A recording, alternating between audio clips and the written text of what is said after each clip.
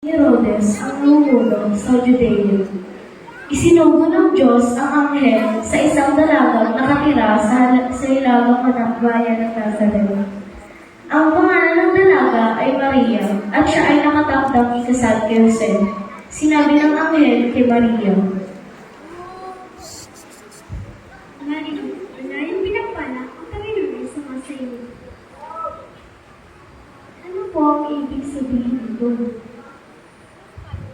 Ang kapalawan ka rin sa anak na lalaki at tatawagin siyang Jesus. lubhang nagulat si Maria at nagtaka kung ano ang ibig sabihin ng sinabi ng anghel.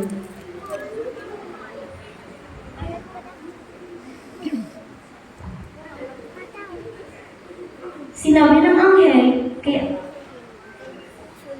Jose, Kasi, anak ng David, huwag kang matakot na dalhin si Maria bilang iyong asawa sapagkat ang kanyang batang dinadala ay galing sa banal na Espiritu. Ngunit paano ito nangyari? Bunti siya at hindi ako ang ama. Kapayapaan ang sumasayo, pinagpala ka ng Diyos at kinalulugan ka niya. naglakbay sina Maria at Jose ng malayo mula Nazareth patungong Bethlehem, sapagkat doon nagmula ang pamilya ni Jose. Karamihan sa mga tao ay naglalakad, ngunit ang ilan ay may asno upang tumulong sa pagdadala ng kanilang mga gamit. Mabagal ang paglalakbay ni Jose at Maria dahil malapit na ipanganak ang sanggol na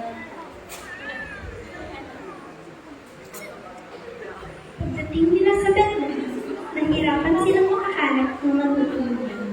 Napakaraming taong tumating upang magpatala sa census. Kaya't puno ang bawat bahay at wala ng bakanting daan sa mga silid panahon. Ang tanging lugar na kanilang nahanap ay kung saan naroon ang mga hayop. Karaniwan po, ang mga hayop ay nasa loob ng bahay, lalo na sa gabi, at nagsisilbing itong parang natutulog ang mga tao sa nakataas na bahagi ng bahay. Habang ang mga hayop ay nagtatawag, ang mga hayop ay nagtatawag. Kaya ang mga kung saan natutulog ang mga tao, doon sila naman ang anak ng Diyos.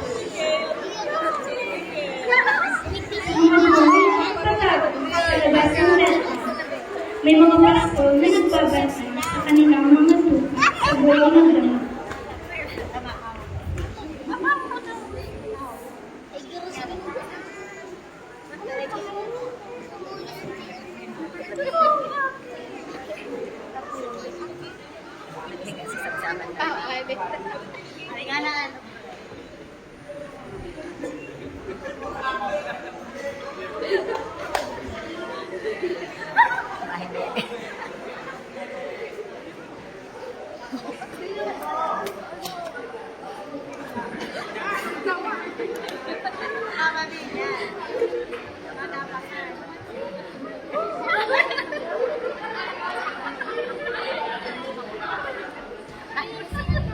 Purihin ng Diyos! Dumating ang ating tagapagligtas!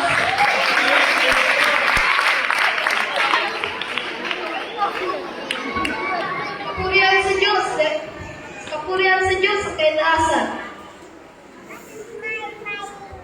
Nang mag-uumaga na, biglang nagpakita sa kanila ang isang at lumiwanag sa paligid nila ang kalwalhatian ng Diyos. Labi na natakot ang mga pastor. Ngunit sinabi ng anghel,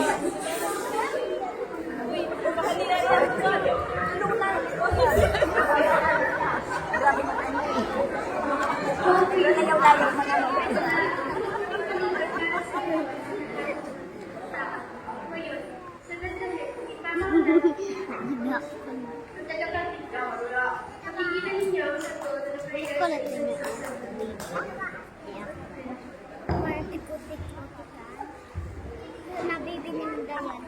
Ito sa mama niya. Diba? Diba? Ang magandang.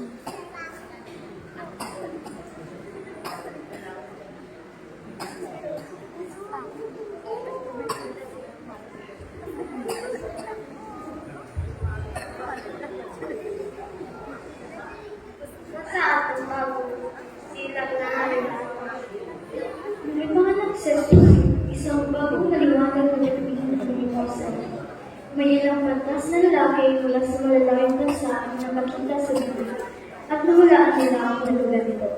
Sila ay tatalihong lalaki na nag-aaral ng mga titulo at nakababasa sa mga sinaunang kasulatan na may nilito o bagong pituin upang may nalagyan. Kaya nagtakway sila upang hanapin ang bagong hari at nadala ng mga hari. Sinundan ng mga pantas na lalaki ng bituin patungong Bethlehem, kung saan ayon sa mga sinaunang kasulatan ay isisilang ang hari. Tinawagin ko ang bituin at lumiwanag ng tuwiran sa ibabaw ng lugar kung saan naroon si Jesus. Pumasok ang mga pantas na lalaki sa bahay kung saan nakatira sina Maria at Jose. At nakita nila si Jesus kasama si Maria. Sila ay lumlong at sumamba sa kanila. Inilatag nila ang mga handog at kanilang dala, ginto, kamanyang, at mira.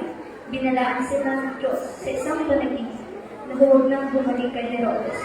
Kaya tumuwi sila sa kanilang mga bansa, sa silangan at sa ibang daan.